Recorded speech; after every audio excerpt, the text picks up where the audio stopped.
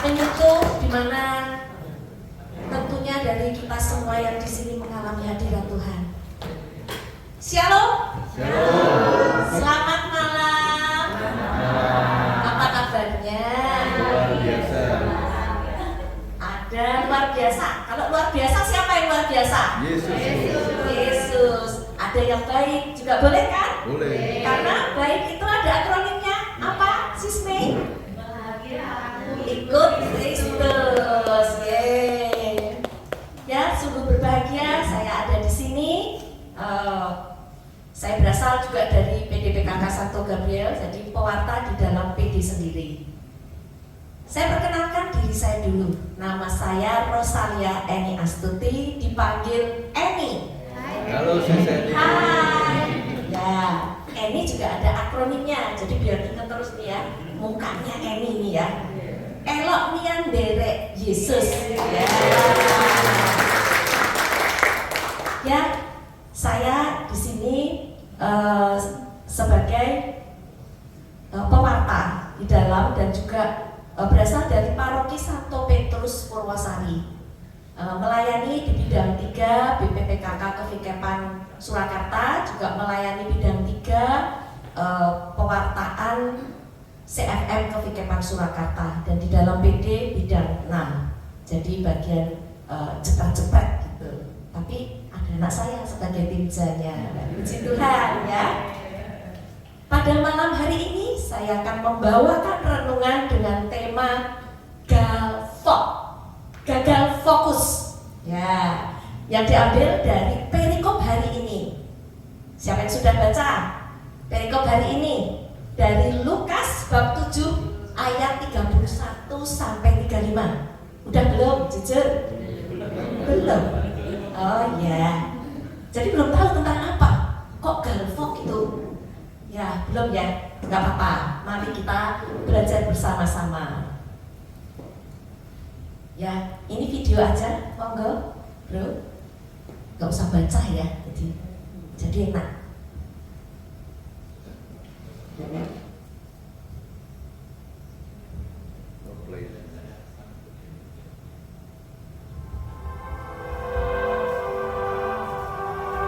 Lukas 7 31 sampai 35. Orang-orang dari angkatan ini.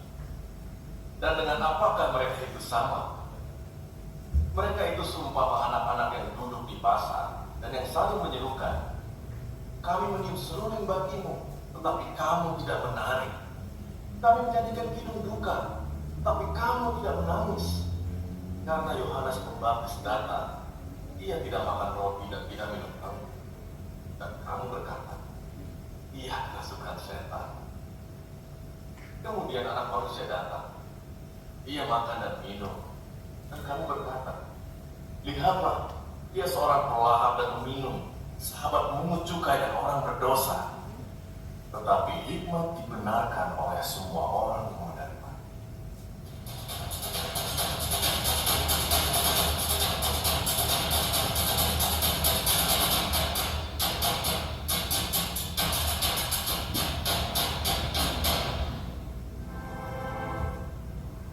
Demikianlah sabda Tuhan. Terpujilah Kristus. Ya, setelah melihat video ini lumayan jelas atau masih kabur, Bapak Ibu? Masih kabur ya, karena Yesus berkata tentang kita gitu. Ya, sebelumnya ini kok masih adem ayem gitu ya, belum panas gitu. Aku tuh tak panas kayak gitu ya. PD Gabriel ada yel-yelnya, nanti dihafalkan. Siapa tahu jadi kuis, ada berhadiah. Ya, ikuti nanti ya. PD Gabriel, kami mau fokus. PD Gabriel, sukacita dalam Tuhan. PD Gabriel, yes. Gampang kan? Enggak panjang. Ya, monggo berdiri dulu biar anget ya. Fokus. Biar fokus ya. Bukannya karena kurang aqua ya. Ya, siap ya. PD Gabriel, kami mau fokus. PD Gabriel, sukacita dalam Tuhan. PD Gabriel, yes. Tepuk tangan buat kita semua.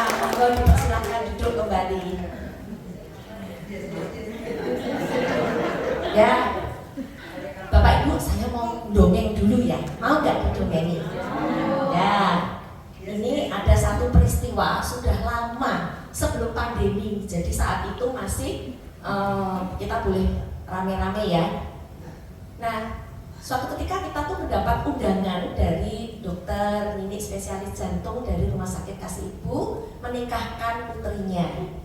Nah, hari Minggu pagi saya kurang enak badan, jadi yang berangkat itu suami saya sama anak saya. Ada di sini orangnya. jadi tokoh sentral ya. Nah, begitu langsung berangkat, mereka itu sampai di gedung wanita Sasana Krida Kusuma yang di Manahan. Sudah telat, maka langsung masuk, tulis nama, nyemplungke amplop sumbangan makan. Nah, dilalah sudah nasi karena saat itu piring terbang. Anak saya sama suami saya lapar kan, belum sarapan, makan dengan enaknya. Udah gitu, udah kenyang baru sadar. Yaitu Pak Erwin tuh lihat lingak-linguk, kok nggak kenal ya? Kok nggak kenal? Nah, terus ningok ke bagian pengantinnya, nggak kenal sama orang tuanya, berarti salah. Salah ya.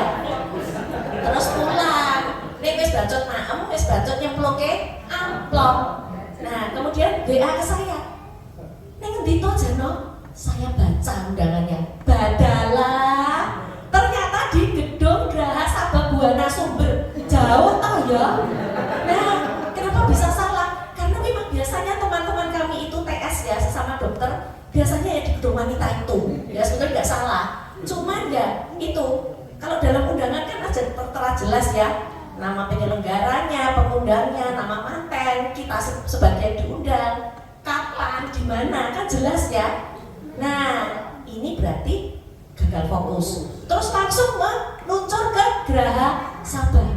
Di sana ketemu dokter lagi, dokter spesialis, juga tergopoh-gopoh, telat, bertiga telat. Terus bilang itu, Pak dokter temannya Pak Erwin, saya tadi salah loh, saya ke gedung wanita. Oh, kok podo, mau telu. Tapi untuk belum makan, belum nyemplungke amplop, aman. Terus mereka bertiga sama-sama menuju gedung yang benar. Jadi sesama gagal fokus, senasib sepenanggungan, masuk bersama-sama. Nah, sebetulnya kok bisa ya sampai galvok seperti itu? Berarti tujuan yang mau dicapai, parameternya apa, itu agak kabur. Harusnya parameternya itu lihat undangan. Nah, walaupun kita lihat undangan kadang juga deg-degan loh, bener apa enggak. Nah, kalau saya biasanya di meja resepsi, kok nggak ada foto private-nya ya, terus nggak ada nama pengantin. Yang saya lakukan apa? Waktu nulis nama tanya, Mbak, ini pengantinnya ini, orang tua pengantin ini, ya, wes terus tak cemplung ke amplopku. Nek urung aja. Ya, gitu ya, sekedar intermezzo. Jadi dalam hal segala sesuatu kita harus fokus kemana tujuan kita. Fokus, arti dari Kamus Besar Bahasa Indonesia itu pusat. Kalau memfokuskan artinya memusatkan perhatian, pandangan, sasaran tujuan. Jadi kalau gagal fokus seperti judul tema renungan kali ini sebetulnya adalah gagal memusatkan perhatian, pandangan, sasaran, dan tujuan. Nah, sekarang saya mau bertanya ke Bapak Ibu semua, fokus hidup kita itu apa? Atau di pertanyaannya bisa dirubah, jawabannya sama. Untuk apa kita hidup? Ada yang mau menjawab? Untuk apa kita hidup? Masa lahir tok gitu terus rene tujuan ya, nggak mungkin ya. Untuk menyenangkan hati Tuhan. Untuk menyenangkan hati Tuhan. Ada lagi? Ya, Bu Nani? Karena kita hidup ya harus baik pada sesama dan selalu bersyukur pada Tuhan. Oh ya, itu berarti fokus hidupnya. Baik pada sesama, fokus pada Tuhan. Baik, Bu, ada pandangan? Ayo, monggo. Fokus kami atau saya di sini adalah dulu sebetulnya saya itu fokusnya ingin melayani Tuhan menjadi suster, tapi ibu saya tidak boleh. Walaupun saudara saya 13, tapi Bu saya tidak boleh. Sehingga akhirnya fokus berikut selanjutnya, ya saya jadi katekis saja. Terima kasih, puji Tuhan. Jawabannya gak ada yang salah semua ya. Nah, tapi kita cocokkan dengan perikop hari ini. Fokus di sini menurut perikop ini apa? Nah, jawaban untuk apa manusia itu hidup? Ya, yang pertama memang dari Allah. Allah itu menghendaki manusia itu hidup bahagia dan mengambil bagian dalam kebahagiaan Allah. Manusia diciptakan oleh Allah, maka kebahagiaan sejati manusia itu hanya dapat dipenuhi oleh Allah. Nah, karena kebahagiaan sejati kita itu hanya dapat dipenuhi oleh Allah, maka biasanya kita memperoleh atau mencari kebahagiaan itu. Caranya kita mengenal Tuhan, mengasihi. Kemudian kalau mengenal, melayani. Seperti tadi ibu-ibu ini ada yang melayani Tuhan, ya kan? Karena rasa bahagia kita mencari Tuhan. Karena manusia kelak dapat berbahagia bersama Allah di surga. Mari Bapak Ibu, saya perkenalkan dengan Katekismus Gereja Katolik yang nomor 1. Nah, itu tentang tujuan hidup kita, itu manusia hidup, ya. Jadi Allah dalam dirinya sendiri itu sempurna dan bahagia tanpa batas. Ya, kalau di dalam hukum gereja ini sudah DVD, ya, harga mati. Satu pernyataan yang nggak bisa diubah lagi. Ia telah menciptakan manusia dengan kehendak bebas, supaya manusia itu dapat mengambil bagian dalam kehidupannya yang bahagia. Ia memanggil manusia dan menolongnya, untuk mencarinya, untuk mengenalnya, dan untuk mencintainya dengan segala kekuatannya. Jadi kita itu hidup dunia mestinya mencari kebahagiaan. Kalau kita melihat sekeliling kita, oh pemandangan kok bagus, terus ada teman-teman sekitar kita, cakep Sistika cantiknya, Mas Adi, terus bapak-bapak yang lain, Pak Erwin, Bro Aswin, semuanya ganteng-ganteng. Kemudian di sekitar kita pemandangan alam yang demikian baik, tentunya kita mencari siapa yang menciptakan dan juga menciptakan kita. Walaupun kita tahu kita berasal dari, lahir dari orang tua, tetapi orang tua dari orang tuanya lagi, orang tua dari orang tuanya lagi. Nah, yang pertama itu dari mana? Nah, jawaban itu yang nggak pernah terjawab, dan Tuhan terus mendekati kita untuk memberi suatu pengertian. Ini aku. Nah, jadi kalau dengan pemahaman kita sendiri kita nggak akan nyampe. Tetapi kalau dengan rahmat-Nya, Tuhan memang menyapa kita bisa mengenalnya dengan baik. Ia memanggil semua manusia yang sudah tercerai-berai oleh dosa ke dalam persatuan keluarganya gereja dengan perantaraan putranya sebagai penebus dan juru selamat ketika genap waktunya. Tetapi sayang, pada saat manusia pertama diciptakan telah jatuh dalam dosa. Upah dosa adalah maut. Maut itu berarti memisahkan kita dengan cinta Tuhan. Tetapi Tuhan gak mau tinggal diam. Tuhan berusaha untuk menyelamatkan kita dengan mengutus putranya menebus dosa kita, sehingga maut dikalahkan bagi orang-orang yang beriman dan menerima panggilannya. Di dalam Dia dan oleh Dia, Allah memanggil manusia menjadi anak-anaknya dalam Roh Kudus dan mewarisi kehidupannya yang bahagia. Jadi janji Tuhan, kalau kita yang sudah ditebus dan kita menjawab panggilannya dengan ya dan mau, maka janji Tuhan adalah keselamatan. Nah, jadi sudah belajar satu katekismus Gereja Katolik ya. Karena Gereja Katolik kan mempunyai 3 pilar ya. 3 pilar gereja, kitab suci, magisterium, dan tradisi suci. Ya lihat dulu deh.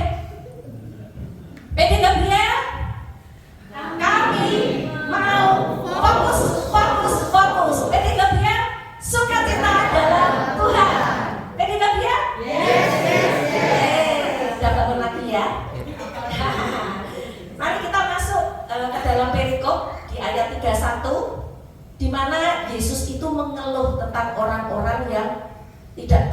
terbuka pada pengajarannya. Ya, di situ disebutkan mereka tuh ngomongnya itu nggak enak. Itu dari perikop yang tadi kita lihat di video ya. Orang-orang lain dari angkatan ini yang berbeda atau dibandingkan dari mereka atau orang Palestina zaman Yesus. Jadi saat itu ada dua kelompok orang-orang. Jadi orang-orang yang pro Yesus dan Yohanes Pembaptis dan orang-orang yang tidak menerima mereka. Nah, kemudian dilanjutkan kelompok yang meniup seruling. Jadi Yesus tuh memberi perumpamaan, ya, seperti di pasar anak-anak tuh saling bersaut-sautan. Ada kelompok yang bilang dia meniup seruling, terus menyanyikan kidung duka. Nah, itu mewakili orang-orang yang seperti Yohanes Pembaptis dan Yesus. Tetapi ada yang tidak mau menari, tidak peduli, diam saja, tidak menangis. Jadi mereka yang tidak mau terlibat adalah orang-orang sejaman Yesus itu yang menolak pemberitaan mereka. Siapa mereka? Orang Farisi dan ahli Taurat. Biasa ya, Yesus itu musuhnya ya orang-orang ini. Nah, di ayat 33 sebetulnya Yohanes Pembaptis itu datang dan mengajar untuk pertobatan. Jadi Yohanes Pembaptis memang diutus Tuhan untuk mempersiapkan jalan bagi Sang Mesias, kedatangan Tuhan dalam karyanya di dunia. Nah, cara hidup Yohanes Pembaptis itu berbeda dengan cara hidup kebanyakan orang. Jadi orang-orang makan minum, ya, minumnya biasanya minum anggur, tapi Yohanes Pembaptis enggak, dia hidup di gurun, pakaiannya pakai kulit binatang, makanannya belalang dan madu hutan. Itu mereka katai, orang itu berkata dia kerasukan setan. Lah, ada orang begitu dikatai kerasukan setan. Karena apa? Tidak seperti orang-orang lain. Padahal Bapak Ibu ya, cara hidup seperti Yohanes Pembaptis ini, kalau kita di zaman now ini, sebetulnya kan bermati raga ya, pantang puasa, sebetulnya seperti itu. Dia menghindari hewan, kemewahan, hidup terpencil karena memang mau hidup dalam kesunyian, ya. Malah dikatai kerasukan setan. Nah, piye to ya? Dan di ayat selanjutnya mereka juga berkata, anak manusia itu Yesus adalah ia yang berkuasa dan berwibawa, makan minum ya seperti orang-orang lain kan, anggur dan roti. Malah dikatakan pelahap dan peminum, padahal Yesus bukan pelahap dan peminum, ya. Kalau orang yang pelahap peminum tuh makannya berlebihan, pesta pora dan minum sampai mabuk. Yesus kan enggak. Nah, sebetulnya mereka tuh ngece dengan mengatakan pelahap dan peminum, karena zaman dulu istilah itu digunakan untuk istilah anak durhaka yang di dalam kitab Musa Ulangan 21 ayat 20 sampai 21 itu hukumannya mati dengan dilempar batu. Nah, memfitnah tau mereka. Nah, dikatakan Yesus itu makan minum dengan orang-orang berdosa, pemungut cukai, orang berdosa. Pemungut cukai itu orang yang mengumpulkan uang atau pajak sebagai pembayaran barang dagangan yang dibawa keluar atau masuk ke sebuah kota. Sedangkan definisi orang berdosa menurut mereka adalah sekelompok orang yang dianggap tidak layak di hadirat Allah, tidak mentaati hukum Allah. Serba salah ya, serba apa berarti orang Farisi di Taurat, karpenya laki tok. Nah, mementingkan diri sendiri. Mereka nggak mau fokus pada Tuhan. Fokusnya berarti kalau apa-apa nyalahke orang lain kan fokus ke dirinya ya. Di ayat terakhir, kebijaksanaan Allah yang diwartakan Yohanes dan Yesus tidak ditanggapi oleh orang-orang dari angkatan ini, ya, dari orang Farisi dan ahli Taurat itu. Karena mereka menganggap kalau mendengarkan pewartaan mereka itu bagi kebodohan. Tapi kalau kita sebagai orang beriman, sing bodoh ki sapa to? Sing bodoh orang Farisi dan ahli Taurat. Bodoh mengatakan orang lain bodoh. Nah, itu. Jadi dari orang-orang seperti ini tidak akan datang hikmat Allah. Karena Yesus menyatakan kebenaran datang dari semua orang yang hidupnya dipimpin oleh hikmat Allah. Jadi orang-orang seperti ini, ahli Farisi dan ahli Taurat, adalah orang yang gagal fokus akan tujuan hidup manusia yang mengarah ke keselamatan. Mengapa mereka bisa gagal fokus? Mari kita lihat berdasarkan perikop di atas. Satu, mereka itu enggan bertobat. Ya, jadi mereka merasa sudah nyaman di zona nyaman mereka. Dia tidak mau transformasi hidup. Padahal orang Farisi dan ahli Taurat ikut dibaptis oleh Yohanes Pembaptis enggak? Ikut enggak? Enggak mau loh dengan pewartaannya, tapi mau dibaptis enggak? Siapa yang tahu? Jawabannya ya dan tidak. Tunjuk tangan. Tuing, tuing, tuing. Ya, nggak ada yang tahu. Jawabannya dia dibaptis orang Farisi ahli Taurat, tetapi hanya sebagai simbol, tidak menghidupi dari baptisan mereka. Ya, jadi mereka tidak bertransformasi hidupnya, tetap seperti itu. Jadi baptisan mereka adalah motivasi yang salah.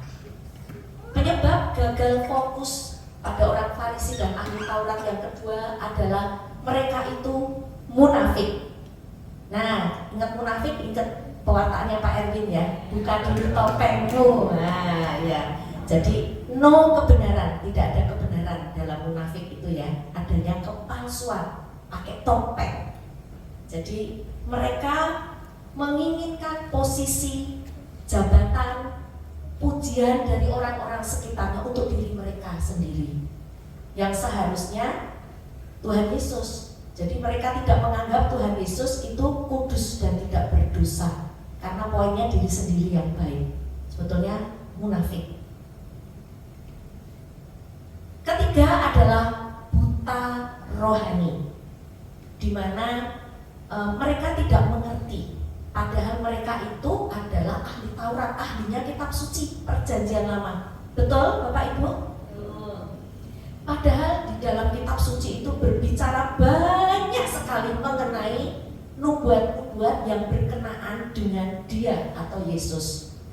Ada 350 lebih nubuat di dalam Perjanjian Lama yang terjadi penggenapannya pada diri Yesus, tapi mereka nggak mau tahu, buta rohani. Yang keempat, mereka itu tidak beriman atau tidak percaya kepada Tuhan Yesus karena pemahaman mereka salah. Mesias yang mereka nantikan itu adalah Mesias yang jaya di dalam dunia ini, yang kuat secara ekonomi dan politik, sehingga bisa membebaskan mereka dari penjajahan Romawi. Padahal Tuhan Yesus itu mempunyai kerajaan. Kerajaannya takkan pernah berakhir. Kerajaannya bukan di dunia ini. Jadi pandangan-pandangan mereka ini salah, yang menyebabkan gagal fokus. Sedangkan relevannya untuk saat ini masih relevan nggak? Hal-hal yang menghalangi kita untuk datang atau fokus kepada Yesus. Sama juga ya Bapak Ibu, ini merupakan penghalang-penghalang dari diri kita yang enggan bertobat, senang berkubang di situ, nggak mau keluar zona nyaman. Wes nyaman loh ya, mau berubah malu dong ya. Kemudian munafik, kepalsuan, nggak mau buka topeng, pakai topeng yang bagus-bagus. Tapi nanti akhirnya capek kalau kita pakai topeng terus. Buta rohani. Ya, kita memang percaya pada Tuhan Yesus, tetapi kita memandang Tuhan itu sebagai Tuhan yang kita pandang sendiri. Jadi aku mau Tuhan yang mendampingiku, aku mau Tuhan itu menyelenggarakan hidupku baik. Jadi pada saat jatuh, enggak, Tuhan enggak sayang sama aku. Nah itu juga termasuk buta rohani, tidak mengenal Tuhan Yesus secara baik. Dan yang terakhir adalah tidak beriman. Kalau ini lebih berat ya, nggak percaya Tuhan Yesus, Trinitas dan sebagainya.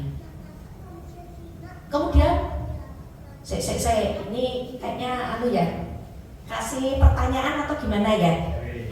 Nah, Masih door prize aja. ada door prize-nya sebetulnya. Nah, gini aja yang hafal ya siapa? Yuk, langsung yuk. Kami mau fokus. PD Gabriel, kami mau fokus. Melayani Tuhan di sukacita. Yes.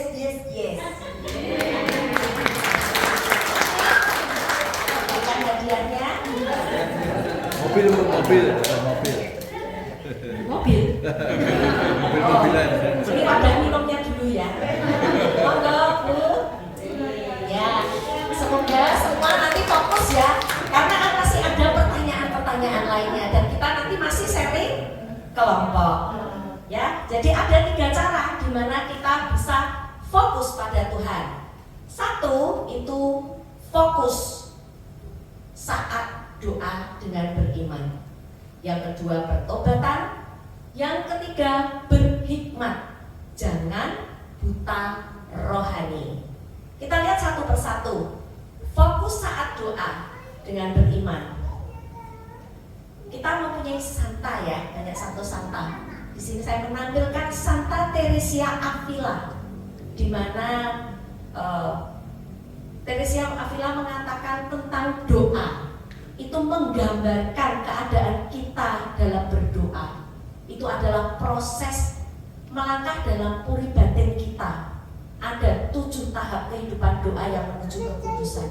Jadi menurut Santa Teresia Avila itu, di dalam batin kita ini ada Tuhan, di mana di sana berbentuk ruang-ruang. Jadi seperti yang kanan bawah itu Bapak Ibu, jadi seperti obat nyamuk itu ya. Nah, itu terbuat dari kristal kaca. Saat kita masih di luar, itu kita awal doa. Ada 7 step-step, Tuhan ada di tengah. Nah, biasanya kalau kita mau masuk di dalam itu, jadi masih di luar, jadi di lapisan pertama, banyak sekali godaan atau pelanturan-pelanturan. Benar Bapak Ibu, kalau berdoa banyak sekali pelanturan-pelanturan. Ya, sulit fokus ya, itu termasuk galvok itu. Nah, kalau kita galvok di awal, kita kan nggak bisa melangkah lebih dalam lagi. Bantuannya apa? Kita membaca firman Tuhan atau dengan rosario, di mana peristiwa-peristiwanya itu bisa kita maknai. Kemudian kita merenungkan peristiwa itu dan bermeditasi. Jadi meditasi itu masih menggunakan akal budi. Oh, kita masih ada di peristiwa itu. Kita mengalami apa dengan Tuhan? Nanti lebih dalam sudah berkontemplasi, di mana sudah nggak ada permohonan, sudah nggak ada apa-apa, yang ada hanya aku dan Tuhan, yang ada hanya rasa damai, sejahtera, sukacita. Itu yang diharapkan. Jadi ini salah satu dari latihan rohani. Jadi ada Santa Teresia dari Avila dengan puri batinnya, ada juga spiritualitas Ignatian dengan latihan rohaninya. Macam-macam, nanti monggo dipelajari. Kalau yang berminat terutama pendoa-pendoa ini ya. Gabriel kan banyak pendoa-pendoanya, bukan gitu Mas Adi? Nah, pendoanya banyak ya, puji Tuhan.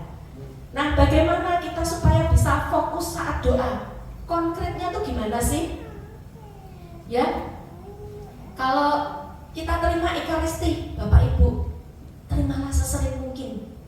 Karena itu saatnya hanya ada aku dan Dia, Tuhan Yesus dan saya, yang bersatu secara badani. Nah, kondisi itu seperti kondisi saat kita di surga, di mana kita bisa memandang langsung face to face dengan Tuhan. Saat Ekaristi itu kita mengalami surga di dunia, walaupun sekejap. Makanya sesering mungkin kita terimakan, makin sering kita menikmati dari kebahagiaan surgawi. Setuju Bapak Ibu? Setuju. Kemudian apa lagi yang fokus dalam doa kita sehari-hari? Pujian singkat, misalnya bangun tidur masih agak ngantuk, tetapi untuk memberi semangat kita dan kita memang fokus pada Tuhan, kita bisa nyanyi segala perkara dapat ku tanggung. Di dalam Dia yang memberi kekuatan, Tuhan Yesus penolong dan sahabat. Tetap percaya, Tuhan setia. Apa efeknya? Kita percaya Tuhan setia dalam setiap kehidupan, saat kita bangun tidur sampai menjalani hari-hari kita. Betul nggak Bapak Ibu? Ya, jadi nanti bisa dicoba ya. Kemudian dalam penyembahan ini tadi yang dipimpin Mas Adi sebagai WL, kita merasakan hadirat Tuhan. Nah, itulah saat kita fokus dalam doa. Kita bisa lakukan juga di rumah pujian dan penyembahan sendiri sesering mungkin. Dan yang terakhir, doa batin singkat, di mana kita mau fokus kepada Tuhan setiap hari, setiap jam, setiap menit, setiap saat kita ingat, kita hanya berdoa, Tuhan kasihani aku. Nanti ingat lagi, oh Tuhan, Tuhan ampunilah aku. Ingat lagi, Tuhan terima kasih atas segala berkat-Mu. Terus hanya doa-doa singkat itu yang membuat kita fokus pada Tuhan. Baik, langkah konkret yang kedua, saya cepat saja, pertobatan. Kita yang bertobat itu meniru sikap Yesus yang berbelas kasih dan mengampuni sesama. Seperti dalam doa Bapa kami, ampunilah kami Tuhan, seperti kami pun mengampuni. Jadi kalau kita memohon ampun kepada Tuhan, kita belum mengampuni sesama, Tuhan mau? Tidak akan mau. Jadi lepaskan semua beban, lepaskan semua pengampunan, tidak ada dendam. Tuhan pasti mengampuni kita, terutama saat kita sakramen tobat. Itu yang paling penting. Ada Katekismus Gereja Katolik nomor 1041. Saya minta salah satu membaca, monggo. Ini pendatang baru ya, teman-teman ya, diperkenalkan ya suaranya ya. Bro Rudi, monggo, Katekismus Gereja Katolik. Pengadilan terakhir mengajak manusia bertobat selama Allah masih memberi mereka waktu rahmat. Satu hari penyelamatan, Ia mengumumkan pengharapan yang penuh bahagia akan parusia Tuhan yang akan datang untuk dimuliakan di antara orang-orang kudusnya dan untuk dikagumi oleh semua orang yang percaya. Ya, kira-kira sudah jelas belum Bapak Ibu? Belum ya. Kata-katanya tuh tingkat dewa kalau KGK itu. Aku juga merasa gitu, tetapi kan harus bisa nerangin ya. Jadi Bapak Ibu, kalau kita melakukan pertobatan, janji Tuhan adalah saat pengadilan terakhir, saat kita bertobat ya, selama Allah masih memberi mereka waktu rahmat, 1 hari penyelamatan. Jadi saat kita sebelum dipanggil Tuhan, saat nanti kiamat tiba yang kita tidak tahu saatnya, yang tidak bisa kita prediksi, Tuhan memberi pengharapan yang penuh bahagia akan parousia Tuhan. Artinya parousia adalah kedatangan Tuhan yang kedua kali. Itu artinya kiamat ya. Karena kita akan dimuliakan di antara orang-orang kudusnya. Artinya janji Tuhan adalah kita diberi keselamatan. Bagaimana tadi kalau untuk melakukan pertobatan? 1 ya, seperti Bapa kami, kita mengampuni, kemudian kita sakramen tobat sesering mungkin, dan menjadi manusia baru. Jadi manusia baru itu berarti meninggalkan segala dosa. Jadi nek wis ngaku dosa itu jangan berbuat dosa itu lagi. Misalnya, Gusti saya itu suka marah-marah ya sama anak suami, nanti ngaku dosa lagi gitu lagi, itu bertobat nggak? Nggak bertobat, dosanya kok sama ya, kapok lombok. Jadi kita harus menjadi manusia baru. Saat kita sudah mengaku dosa, Tuhan saya telah marah-marah, aku menyesal atas segala dosaku dan tidak akan berbuat dosa lagi. Ya dilakukan, ya jangan marah-marah ya. Nyubit boleh?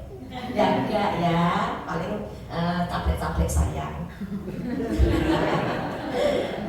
Yang ketiga, hikmat. Ya, berhikmat, tidak buta rohani. Langkah konkret kita untuk fokus pada Tuhan. Dari KBBI, hikmat artinya kebijakan kearifan. Hikmat adalah pengetahuan akan misteri Kristiani, Trinitas, Tritunggal Maha Kudus, Allah Bapa, Roh Kudus. Inkarnasi, peristiwa Allah menjelma menjadi manusia melalui Bunda Maria. Sengsara dan kebangkitan Kristus, kemudian berdiamnya Roh Kudus dalam diri orang percaya, 1 Korintus bab 2. Nah, di sini tentang hikmat. Sedangkan kebijaksanaan ini termasuk 7 karunia Roh Kudus yang oleh Santo Thomas Aquinas. Nah, ini ada Santo ya. Kita perkenalkan kekayaan dari Katolik ya, di Gereja Katolik, di mana kita punya banyak santo-santa yang bisa menjadi panutan kita. Nah, ini seorang bapak gereja yang amat sangat pandai. Dia mendefinisikan 7 karunia Roh Kudus, dan kebijaksanaan adalah yang pertama.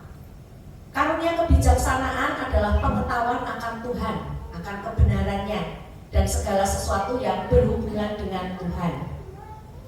Memandang segala sesuatu dengan kacamata Tuhan, tidak kacamata kita. Menempatkan Tuhan di atas segalanya, dan kehampaan pada hal-hal duniawi. Jadi pandangan kita ke surga sudah bukan lagi ke dunia. Oh, cari bondo, cari uang sebanyak-banyaknya. Emang salah? Enggak. Nah, tetapi tujuannya untuk apa? Kalau hanya untuk menumpuk, tidak untuk membagi banyak berkat, juga tidak baik. Jadi, fokusnya adalah fokus kepada Tuhan. Aplikatifnya bagaimana? Ini ada istilah fides quaerens intellectum. Gak apa-apa ya Bapak Ibu, biar kenal istilah-istilah itu ya. Nah, ini saya dapat dari KPKS dan dari Fokus ya. Jadi iman yang mencari pengertian. Dimana kalau kita itu cinta akan Tuhan, kita mencari Tuhan, tentunya kita juga akan berusaha mengenalnya. Benar Bapak Ibu? Semua kan pernah jatuh cinta kan? Pernah ya? Pacaran dulu, atau saat sekarang berumah tangga. Pada pasangan kan cinta toh, inginnya mencari tahu yang disenangi pasangan itu apa, yang nggak disenangi apa. Ya nggak Bapak Ibu? Ya begitu juga kita. Kalau kita cinta Tuhan ya kita cari tahu yang Tuhan inginkan itu apa, yang Tuhan nggak senang itu apa. Nah, mencari tahunya gimana? Dari orang-orang sekitar. Kita juga bisa lebih lagi dengan mau bayar harga, ikut kursus-kursus lagi pendalaman kitab suci, pendalaman iman, ikut PD ya, dimana kita bersekutu dan mendapatkan pencerahan dari renungan. Kemudian di dalam spiritualitas Ignatian ada finding God in all things, menemukan Tuhan dalam segalanya. Itu termasuk orang berhikmat karena pandangan kita kepada Tuhan. Bagaimana caranya? Gak usah muluk-muluk dalam keseharian kita. Saat di sini, nah di sini ingat Tuhan. Tuhan, terima kasih aku ada di PD ini. Nanti pulang, Tuhan aku mau pulang. Lindungi perjalananku. Mau turun ke bawah tangga ini, Tuhan, aku mau turun, lindungi aku. Ya, jadi apapun yang kita lakukan, kita ingat pada Tuhan. Jadi menemukan Tuhan dalam segalanya. Dalam segala kesulitan juga enggak? Ya, ada Tuhan. Ada. Tuhan, aku kok berbeban berat. Nah, dalam segala hal kita bisa menemukan Tuhan. Baik. Gagal fokus tadi ada 4 ya. Enggan bertobat, munafik, buta rohani, tidak beriman. Kita perbandingan dengan fokus pada tujuan hidup kita, di mana fokus saat doa dengan beriman, pertobatan, berhikmat, dan tidak buta rohani. Nah, mungkin sharing pribadi saya nanti saja ini. Jadi kita segera saja untuk sharing kelompok ya Mas Adi ya. Nanti kalau ada waktu saya juga akan sharing iman saya, sharing pribadi. Jadi nanti karena ini kita komsel, kita bagi orangnya nggak begitu banyak, mungkin 4-4 ya Mas Adi. 4-4 berhitung, 4 ya nggak terlalu jauh. Ini 4 berarti 1 terpisah, 4. Waktunya 25 menit. Ya, Pertanyaannya ada 2. Jadi nanti saling disaringkan dengan teman-temannya. Yang pertama, apakah aku pernah mengalami gagal fokus? Ya, tapi bukan kayak gagal fokus yang salah datang ke resepsi itu gedungnya ya, yang lain. Jadi fokus kita tadi adalah fokus pada Tuhan. Nah, kita mempunyai kendala nggak di 4 ini? Enggan bertobat. Kalau saya ya dulu enggan bertobat. Lah wong seneng di kehidupan lama toh, lama banget aku berkecimpung dengan luka batinku, ya nggak mari-mari, marah-marah, galak, bangga banget ya. Oh, itu enggan bertobat tapi sekarang enggak. Jadi contohnya gitu, dulunya bagaimana? Atau sekarang masih berproses belum? Aku Yesus, jadi sok rasanya locong, itu termasuk ya. Munafik itu bertopeng, di depan baik, di belakang nyacat. Itu munafik. Diakui aja. Jadi dari 4 ini ada berapa? Saya 2 itu. Ya munafik aku. Rasanya yuk dia sok pinter, belum menerima masukan orang lain. Munafik kan? Padahal ya orang pinter toh. Yang pinter kan Gusti Allah ya. Terus buta rohani. Buta rohani itu tahu kalau Yesus itu adalah penggenapan dari perjanjian dari Tuhan. Tetapi kita menganggap Tuhan itu gini, Tuhan yang aku bikin sendiri. Maksudnya apa? Tuhan, tolong aku ya, iki aku agak terpuruk loh. Sesuk ki meh pewartaan urung rampung iki, bantu aku kasih terang Roh Kudus. Lah kok maksa Gusti Allah toh? Ya toh, itu kan Tuhan yang saya bikin sendiri toh. Nah seperti itu, kadang kita suka memaksa Tuhan. Kalau Tuhan nggak memberikan, Tuhan kok kayak gitu ya sama aku. Padahal kan nggak gitu. Rencana Tuhan kenapa nggak mengabulkan doa kita atau menunda, hanya Dia yang tahu. Itu misteri Dia. Saya kena tuh di buta rohani. Ya. Di tempat ketiga, tidak beriman. Wah, saya dulu ngaku saya beriman, saya Katolik kok ya, ke gereja. Ini ternyata malu sekarang, Katolikus suam-suam kuku. Hanya ke gereja minggu tok, ngaku dosa setahun 2 kali. Apa itu? Apa? Terus patan puasa sok bolong. Itu dulu. Nah, itu lama sekali saya jalani dan saya bertobatnya itu sekitar 7 tahun yang lalu dan berproses sampai sekarang. Nggak serta-merta terus kayak Genie of Genie, sling gitu. Bu ini jadi baik gitu. Enggak gitu. Jadi semua berproses. Merasa saya baik ternyata belum. Tetapi yang mengatakan saya baik harusnya orang lain, bukan saya sendiri. Nah itu dari keluarga saya biasanya anak suami. Kalau mereka yang ngomong, mereka bohong nggak? Enggak. Dan mereka ngomongnya baru aja apa sudah lama dulu? Baru aja, ya berproses untuk mesbah doa tiap pagi selama 2 tahun. Tapi saya sudah dikatakan baik sama anak saya, belum? Ya, mulai dikatakan baik paling setahun ya Dan. Setahun. Mama sekarang sabar. Mama bisa jadi temanku. Oh, so sweet. Ya, semoga kita semua juga bisa berproses seperti itu dan tidak melihat ke belakang lagi. Kalau udah berubah baik ya baik terus, tidak bertopeng. Kemudian kedua, bagaimana caraku kembali fokus pada tujuan hidup? Tentunya fokusnya ada 3 itu. Fokus doa, tobat, hikmat. Udah dilakukan belum? Yang sudah dilakukan mana? Tapi harus jujur pada diri sendiri, nggak boleh buka topeng. Ya, monggo silakan kita mulai dengan seri kelompok yang ujian berempat-empat. Oh, itu berlima ini, bisa 1. Monggo 4-4.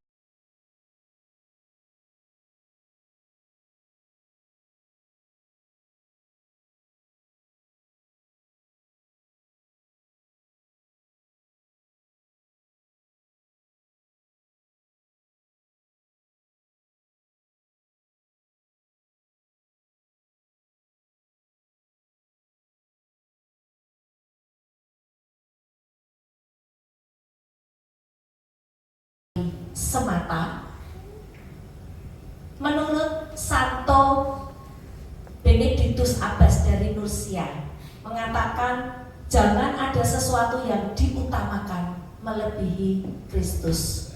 Amin Bapak Ibu. Amin. Ya, karena Kristus adalah segalanya, pusat dari hidup kita.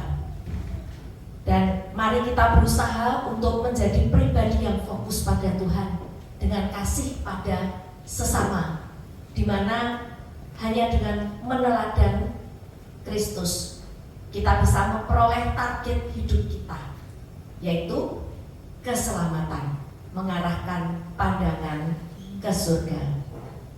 Sekali lagi yel, kita berdiri ya, biar anget. Yuk, PD Gabriel, kami mau fokus. PD Gabriel, sukacita dalam Tuhan. PD Gabriel, yes. Nah, sekian berkas dalam, mau silakan duduk. Mungkin saya akan mengambil sharing ya, bisa ya. Tapi waktunya hanya sekitar 2,5 menit masing-masing orang, cowok cewek. Saya ingin Pak Noki, monggo. Yes. Ada nih.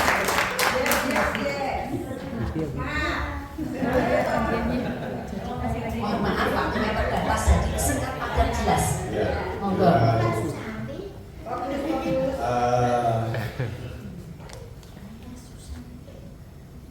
Tema yang pertama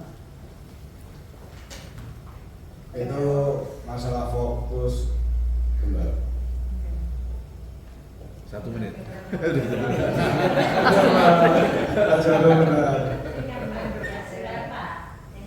Enggan bertobat.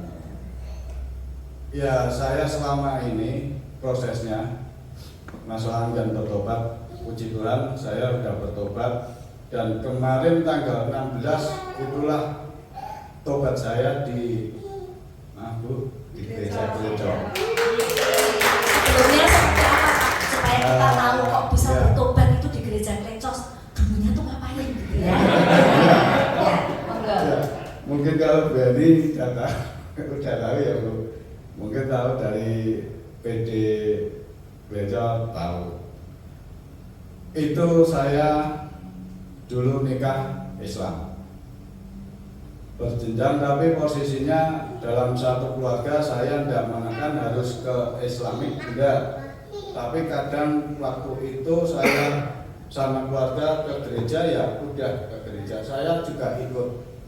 Puji Tuhan, saya sendiri posisinya tidak menerima komuni. Istri juga tidak, tapi waktu pertama kali emang menerima komuni, tapi posisinya setelah tahu itu dosa tidak dilakukan sampai kemarin tanggal 16 pertama kali. Puji Tuhan di situ. Puji Tuhan ya, Bapak Ibu. Berarti tadinya gagal fokus ya Pak ya? Iya, gagal fokus. Setelah mengalami pertobatan menjadi fokus. Iya, pertobatan saya kok sampai tanggal 16 kemarin itu sebenarnya udah 4 tahun yang lalu saya mau masuk ke Katolik. Itu kejadian saya kecelakaan. Itu kecelakaan saya 2 minggu di rumah sakit, 3 hari di ICU, 10 hari saya sadar seperti ini, tapi saya tidak ingat, anak istri orang tua tidak ingat. 2 hari setelah ingat itu saya minta pulang. Nah, waktu itu kata istri sama anak-anak itu setiap hari itu yang menjenguk almarhum Romo Suparyono. Itulah lika-liku saya bertobat. Sebenarnya waktu itu saya ingin bertobat, tapi Tuhan berkehendak lain. Waktu saya pulang, almarhum Romo baru itu jatuh. Sampai berapa 1 tahunan itu saya tidak ketemu. Ya itu, inilah lika-liku saya mau bertobat selama 4 tahun. Terus ada teman-teman dari JFM mungkin itu yang sebenarnya dulu saya diperkenalkan tuh di Orient waktu Romo Andre datang mengisi acara itu, kalau nggak salah keluargaku apa itu loh, Gimana Pak? Terakhirku adalah surga. Enggak, itu temanya, judulnya apa saya lupa. Waktu aku datang itu. Oh ya. Nah, Jadi itulah. pertanyaan kedua Pak, bagaimana caraku kembali fokus pada tujuan hidupku tadi dengan baptisan baru dan pembaharuan Oh iya. janji baptis itu atau bagaimana? Jadi bagaimana caraku untuk kembali fokus pada tujuan hidup? Kalau saya fokusnya itu gini, saya sendiri saya sadar diri waktu kecelakaannya itu saya dipulihkan lagi, saya disembuhkan lagi, saya dihidupkan lagi. Sebenarnya itu saya udah paling meninggal. Tapi mungkin pertanyaan saya, jawaban saya di hati cuma ini. Mungkin Yesus itu mengorbankan dirinya untuk saya hidup lagi, dia disalib itulah. Itulah. Terima kasih Pak Anang untuk kesaksian dan sentimen dari Pak Novi. Monggo Daniel, ada sedikit gift. Dan kiranya karena waktunya habis nanti ya mohon maaf jadi hanya satu yang berseri. Ya, terima kasih. Terima kasih juga sebagai penutup dari renungan hari ini. Tuhan memberkati. Monggo Mas Andi.